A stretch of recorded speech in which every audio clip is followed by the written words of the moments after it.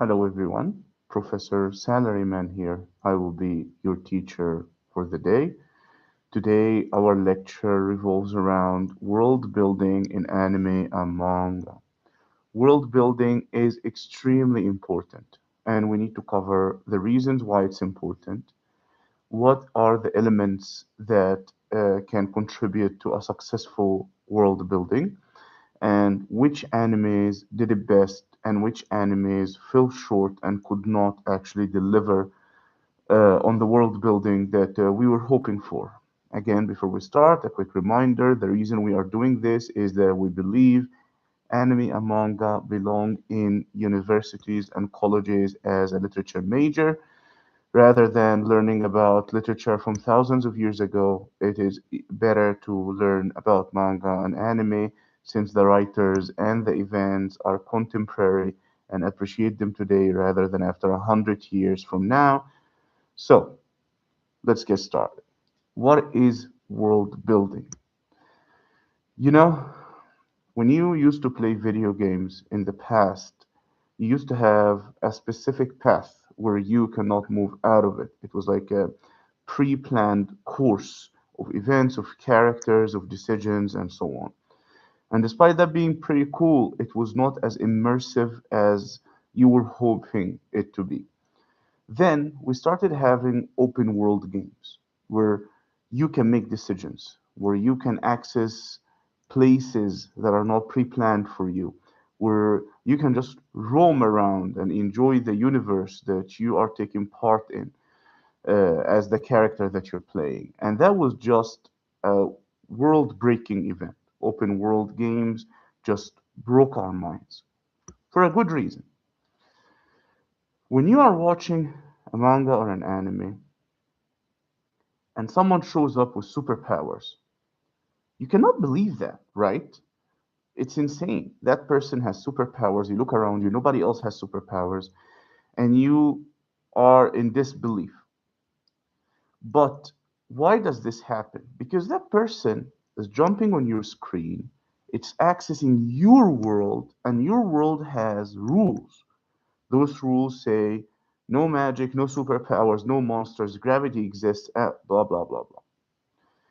But if that character is part of a big extended universe or a big detailed world, instead of them entering yours and playing by its rules, you get to enter their universe and immerse yourself in that world, and which that leads to suspension of disbelief. Then you stop thinking, oh my God, there are no superpowers. No, no, no, no. You're in a new world, you are in their world. There are enough rules and mechanics and details to make your brain be able to believe in it and enjoy it and just immerse yourself. And despite the plot always leading you where the writer or the author wants to take you, you still feel that you have the freedom to go wherever you want if you wanted to. Because there are so many characters, there are so many details, there are so many places that the main characters have visited in the manga or the anime and they have showed you, and now you feel like, oh my god, whenever I want, I can just go to one of these places. And that's super cool. It's very liberating for your imagination. It makes you immerse yourself in the story even deeper and deeper and deeper. Nobody wants to watch an anime or a manga that's just like a POV. It's the main character just taking you to like four or five different places, just enough to cover the events or the plot of the anime or manga. It's like someone is telling you like a brief story or like a story that already happened and they're just giving you the summary of events. That's what happens when you don't do a good job at world building. Also, since a lot of the genres that are used in anime and manga are fantasy slash magic slash monster slash superpower genres, you are building everything from scratch.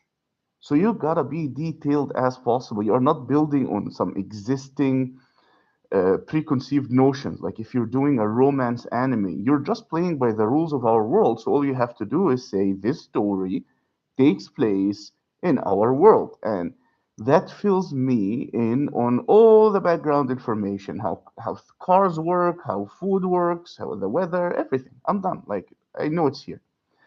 But if you're going to invent a whole new place, a whole new power system, a whole bunch of rules or races or species, you have to be detailed.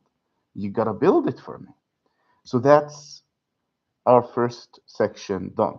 Why is world building important? To summarize, world building is essential for the suspension of disbelief, to make me even start to immerse myself or be able to enjoy the story without my brain always going, this is not real. This is unbelievable. This would never happen. The second part of our lesson is going to discuss what are elements that are necessary to a successful world building. So, first of all, characters. Characters. When I say characters, of course, what comes to your mind is main character and semi main characters. But in reality, those are essentials. You have to do them anyway. You have to have a decent, solid main character and like a protagonist and a bunch of also solid pseudo main characters. But that's more for the theme, the character, and the plot. For building in specific, it's actually quite the opposite. It's the background and side characters that are needed for a successful world building. It's those random classmates, passerbys, employees, people on the bus, or whatever that come in being background or side characters with little dialogue or quick backstories or anything that affirms and contributes to the world building. If it's a magic world, you want to see a random wizard and witch here and there that are still playing by the same rules of the world that you see your main characters in, just to help you believe, you're not the crazy one. You're not the only one watching these main characters and believing what they're doing. No, there's a whole world behind them. All those people, all the side characters, all those background characters are playing by the same rules. So it's very important. Also, it's very useful when you want to assert a certain point, like just off the top of my head, an example from like Naruto, one of the best examples of world building, which we will discuss later. It was extremely necessary to have all these like village people show up every now and then and stress how much they were afraid of Naruto, how much they were scared of him, intimidated by him, didn't like him, avoided him like the plague. All that made you understand, okay, the Nine Tail is a horrible monster. Even before you see it, even before you get exposed to it in any way. That is good use of characters, background characters and side characters to achieve world building. Right after characters, world building is very in need of institutions. What do you mean institutions? Other schools. If it's an anime that has the setting of a school, a high school, or whatever, you need other schools. You need companies. You need hospitals. You need houses, characters' houses. You need places. This is the open world aspect of the world building. You want the main characters or the characters in general or the plot to take you into so many different places to show you around this universe that they've built to prove to you that if you want, you can just exist there and do anything that you want. And also introduce elements of unique aspects of that world. Like in this universe, hospitals are not like our hospitals, they work like that. In this, because of the existence of superpowers, companies have this different way of doing business. Because of the existence of magic, schools are not teaching math and algebra or whatever. They're teaching like spells and potions. So this is also extremely important for world building because side characters and background characters give you the people aspect of it, and then places, locations, institutions give you the world aspect of it, the open world aspect of it. It's extremely important to feel that you're not trapped into like a minor plot, to feel that you are part of an open world and anything can happen. And and not only build these places, but also respect their existence. You can't just make them exist and rather than later have a huge plot hole where one of them could have solved the problem, but like, hey, yeah, I just made them for world building. No, you gotta play by the rules of world building. Also, for the side characters and background characters, you can't introduce one of them that has a specific superpower and later in the plot that superpower can solve everything, but hey, that he doesn't exist anymore or she doesn't exist anymore. It was just for world building purposes. World building only works if you respect the rules that you have set in from the beginning till the end, and actually bonus points if you reference them and use them. If you show that side character or that random place early in the plot and then later you actually utilize them, whoa, everything makes sense in your world. Your world is on pillars. It's perfect. That is for the locations, institutions, organizations part of our lesson. Number three, power systems. Oh, power systems that can make or break an anime or manga because there is a sweet spot between complex and complicated, a sweet spot between easy to understand and just brute violence. You want to be complex yet easy to understand. Believe me, you don't want to be complicated and just a bunch of people screaming at each other in in YouTube comment sections about how it works while nobody gets it because it's not real, because you made everything up and changed it as you go as an author. So let's not do that. Let's make a complex system. Make sure the rules are set well from the beginning, they're rock solid, and if you want to change them later, don't sneak it in. No, introduce an element of change, like an exception, a rare phenomenon, whatever you're going to do. Just help us go from whatever rules you've set to that exception. But that's not my point right now. Power systems, uh, they need to be new. You need a new type of power system, and they need correct naming. They need consistent uh, appearances throughout the show or the manga. If you say the main character is special, you need to explain why in detail. You cannot introduce the power system in the beginning, like, hey, in a world where everyone has magic powers. No, that's such spoon feeding, and you can like an anime or a manga can only do that if later throughout the series they're giving so much good action and a good plot that it didn't even matter to how you learned about the power system. A smart way to do it is to learn about it from the characters, either learning about them or having discussions about them. You want to learn about them just like how you would learn about something in our world. You know what I mean? Like if you want to learn about cars, you start watching people talk about cars, people who know cars or people who don't know cars and are asking questions and getting answers for it. So you want to learn about the power system the same way.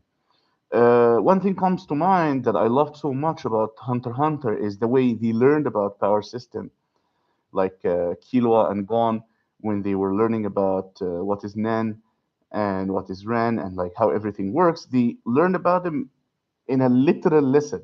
Even though Hunter x Hunter could have just narrated it, they used the narrator a lot, but they got them into like a lesson setting, like a classroom setting, and they sat down and there was a teacher and he explained things and he showed them, and that puts you, the viewer, in like, I'm a student and I am learning about this and this is awesome.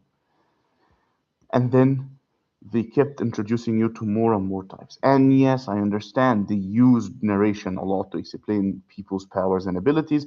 I am not a big fan of this, but it is still a successful thing. So again, you don't want to be complicated, you want to be complex. You don't want to be naive, but you still want to be easy to understand. Nobody wants a simple power system as well. Like, hey, my fist has magic. No, that's not what I want to watch. Uh, Animes that have done this well are, of course, all the big three: Naruto, One Piece, Bleach, with some like later down the line like problems. Like they kept introducing like over the top characters or like god level characters that just did not deliver. But anyway, uh, let's get to that when we talk about enemies that did it well. So this is what a successful world building look like. Why do we need it? Suspension of disbelief. What are the elements that contributes to it? Background characters and side characters, locations and places, setting. The power system needs to be consistent, easy to understand, and complex enough for you to go on a whole adventure with it and have questions and like read about it and so. Let's talk animes that did world building justice. Of course, like I said, the big three were amazing. And the thing that gave them that ability was time. Back in the day when you started a series like Naruto, One Piece, or Bleach, you were not concerned about like a punch in the gut anime or manga series that ends in a few months or even a few years, that you have to deliver everything within like a short period of time because people have short attention span. They're just scrolling in TikTok. They're not going to be able to keep up with you for 7 years and 15 different arcs, but it is what it is. That's the only reason, not the only reason, but the biggest reason Naruto, Bleach, and One Piece were able to world build so well. They got time. They didn't need to cram things. They let you explore. They let you grow with the character. They got you a character like, for example, Ichigo in Bleach that knew nothing about that world. And they put you in his shoes and they set you on your journey. And every arc, every season, every episode, every chapter, you learn something new about the power system. You learn something new about the characters, the other characters. You were introduced to them in a normal pace. Like suspension of disbelief is peak on this one because you felt like, yeah, I went to that place and I grew up in it gradually. So Bleach is peak world building for me. But later down the line, there were some inconsistencies, or not inconsistencies, sometimes you forget to utilize things until it's too late. Yamamoto, for example, uh, was always introduced as this like god level like leader, right? Because it's Yamamoto, it's like the head of Soul Society, it's the man, the captain of captains, everything. But they did not utilize him early throughout the plot. So when it was time for him to start fighting, it was already too late. It was against exceptional enemies that they could not afford to let Yamamoto just like kill or like destroy or defeat easily. Which means you have seen more of what Aizen can do than what Yamamoto can do, and this is, in my opinion, like one of the smallest problems, one of a small problem that Bleach had, where they forgot about some of like the big characters, the characters that early on you assured me that they're like, whoa, they're everything. They're everything. But you didn't deliver on them. Yamamoto being one of the biggest. But again, consistent storytelling. The world that they built is beautiful. They took you to multiple locations. You had the human world, you had soul society, you had the castles in the sky in heaven. You had so many locations. You had so many places and so many characters, and like really you had that feeling that you can go anywhere and do anything in the world of Bleach. Successful world building. There are rules. You can go to the comment sections on YouTube for people who are discussing Bleach and they're using references and dates and events and names. It's real. It's like it's like history. It's like a documentary because everything was built very well. It can withstand a discussion, and there's no guessing. There's no I think, no you think, no, no. There is just open trivia, and there are articles, and there are researches and essay videos. It will stand as literature. Like that's why so many years, and when they're dropping the anime arc, the new anime arcs, it's still going crazy, even though the manga, it's like years ago.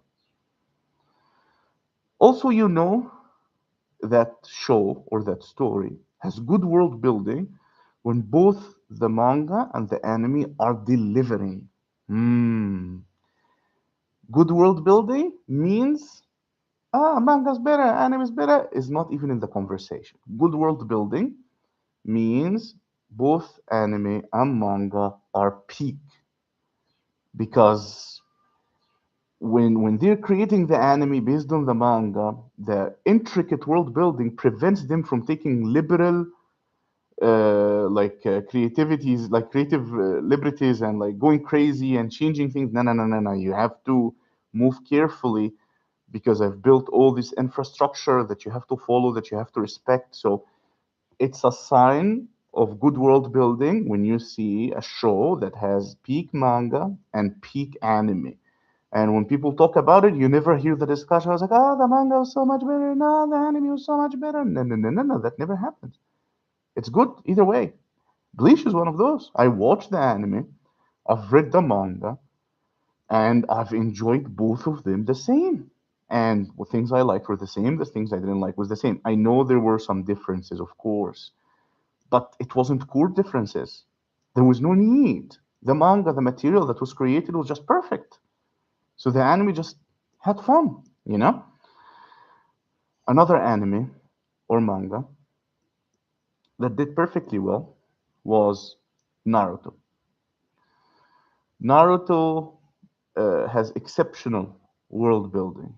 The Of course, nothing is perfect. It had some issues, but overall, it's a world.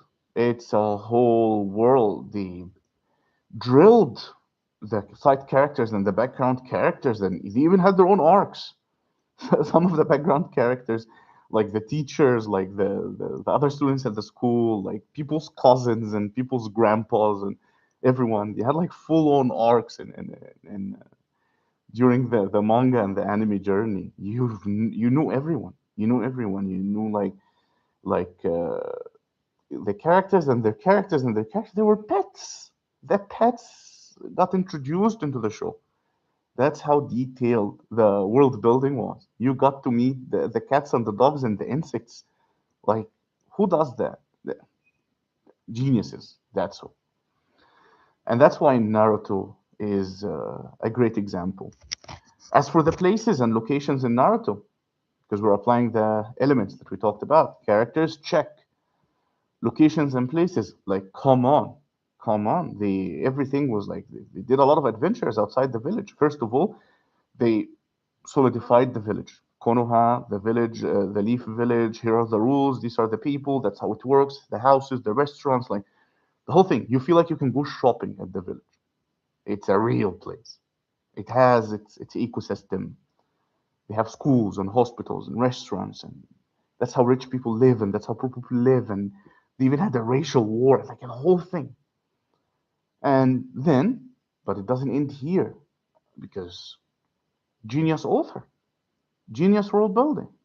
Let's step out. Let's go on adventures. And there's that village and this village and that society and thugs that live in the forest and assassins and civilians, random people, random angry villagers everywhere we go, and victims and people. Oh, crazy world building. Locations and characters are peak.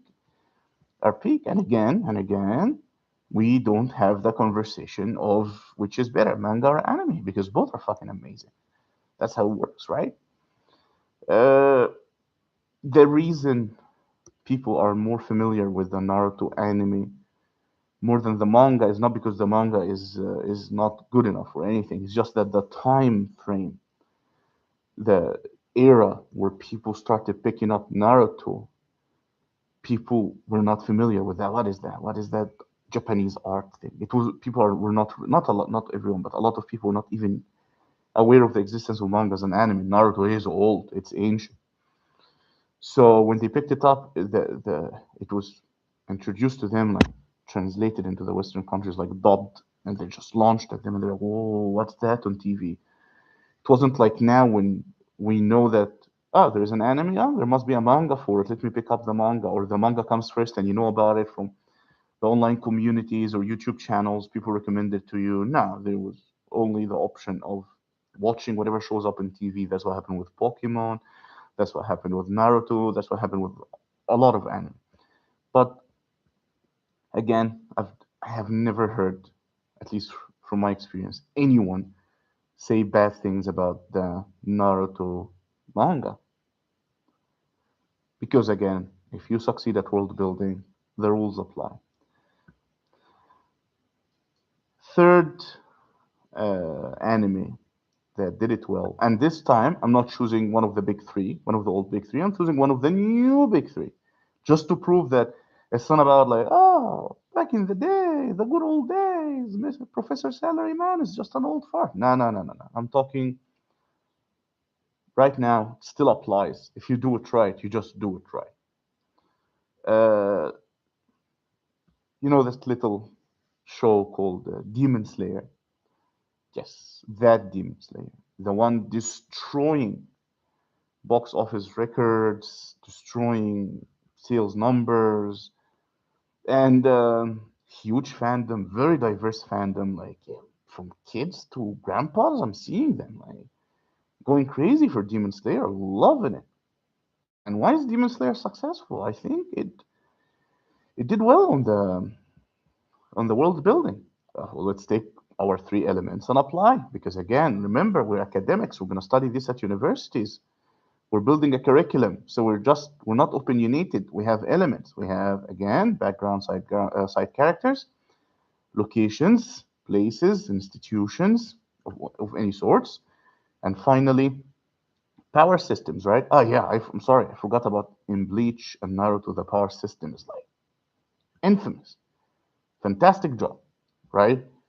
Like so diverse, so customized, so so fresh. Especially back then, it was a whole new thing and got introduced over time. Like in Naruto, they were just nonchalant with it. Something happened. I was like, that's the blah blah power. This is the Chidori. This is this. They introduced it to you within context. They didn't sit you down and was like, hey, listen, this is Chidori. This is ninjutsu. This is genjutsu. No, no, no, no, no. They let you learn about it, how a child growing up in that world would learn about it. So by the time you took it in, you're like, I'm in that world. I'm immersed. That's what I liked about how Naruto did it, and Bleach. Like I said, you just put the main character in your shoes or you in his shoes, and let Ichigo learn about that world, and you learn about it with him. Let's go back to Demon Slayer. Demon Slayer is, in my opinion, a very successful uh, new anime slash manga, despite it not being on the destructive literary slash artistic level of the old big three.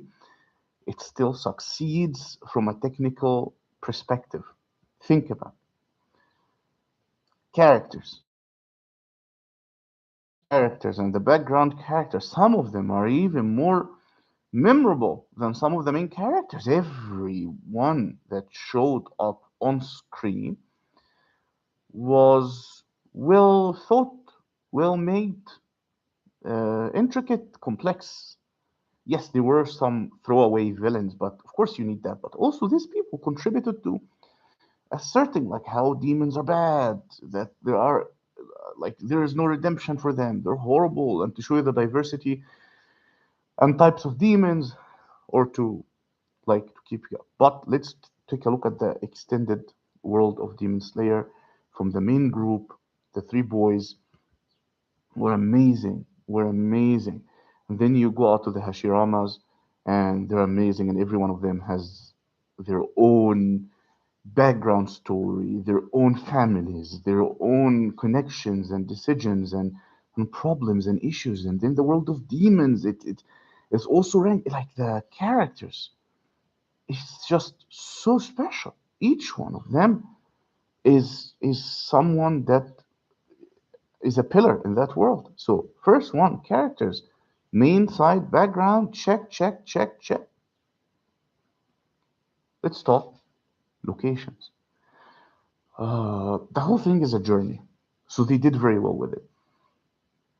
And it wasn't like a central place kind of thing because like Tanjiro was literally pushed out of his home and just embarked on that crazy journey to find Muzan and to protect his sister. So the whole thing was a journey. So location to new location to new location to new location, consistency in those locations. The demons are real and people are scared of them, and every location has its own different ecosystem, environment, and type of demons that live there. Like yeah, like they're treating demons like they're flora and fauna, and that's good storytelling, my friend. That's good world building. So yeah, I give it check on locations, institutions, and organizations. They even had ramen shops, like people sitting at restaurants, like Tanjiro sitting at restaurants and picking up like a bowl of soup ramen and so on. So that is good world building. That is good world building. You know, they had the clinics that they used during their trainings. The clinics had staff. It's real. It's real. They had the festivals, people in the street, Muzan moving around them, people getting hurt. It helped. It helped with the suspension of disbelief. It helped you. That's how it works. Now the last one, the power system. Oh, it's not the best. Like it checks, it passes. I would say it was pretty consistent and easy to understand, but I would say it also was more about you liking it because it's a flashy power system rather than it is being so diverse or like they leaned more on the character than the power system. You loved their powers because they're Hashiramas and they're amazing. They're Hashiras and they're amazing. Sorry, not Hashirama. They're Hashiras. Shirama was the first Hokage in Naruto, if I'm not mistaken. Sorry, old man here. Old man. So yeah, they depended more on the Hashiras being like amazing, like just vibe, aura, to avoid really leaning on all the rules of the breathing power system. And don't even let me get started on the demons. They were just random bouquet of flowers when it came to their power system and came to their powers. Literally, like a bouquet of flowers. You just were in there. I was like, I'll take that one, I'll take that one, and they can do this, and they can do this. And I was like, oh, they're demons. They can do whatever you want. And okay, don't get me started. It's okay. It was still consistent. The breathing system was consistent. There was the water breathing, the fire breathing. They used the elements, something you can relate to. But I would say it was more on the simple, brute 4C side, where how to become like a successful Hashira, what is the power system, eat it, sleep it, train it, and repeat it, you know? And also, like, before I go, it was like chef's kiss when it came to good versus evil, very clear to the point. It goes back to like to Naruto style of this is person is bad, this person is good. And even if a good person is confused or a bad person is redeemable, good is still good, bad is still bad. There's no that purple Thanos Titan BS where like, oh, he wants to kill half the people, but he might have a point. No, no, no, no, no. There's no point in being evil, and there should not be. At least in anime and manga, we have enough of that in real life. We have billionaires and like crazy people just going to islands and no, no, no, no, no, no. I don't want that in my anime or manga. I want a pure like good versus evil thing, and good better win because evil is winning every day here. So when I go into your show, please give us a fighting chance, man. So Tanjiro did a fantastic job at that.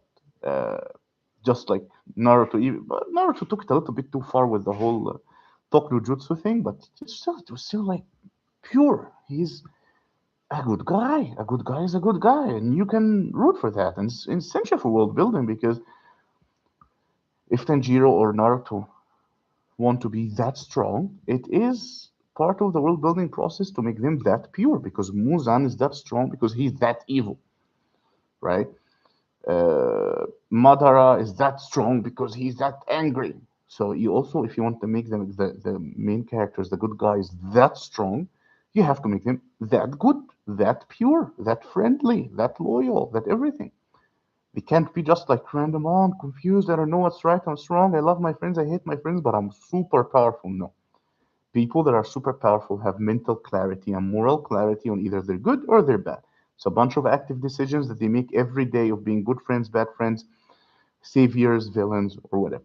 So Tanjiro, Muzan, very clear, black and white. Like Muzan, I felt like they did it on purpose. I don't know, of course, what was going through their mind, but I felt like the reason Muzan was a little bit of a laughable villain is that they did not want to make him more complex and intricate and make you like go, oh, poor Muzan, he was so no, no, no, no, no.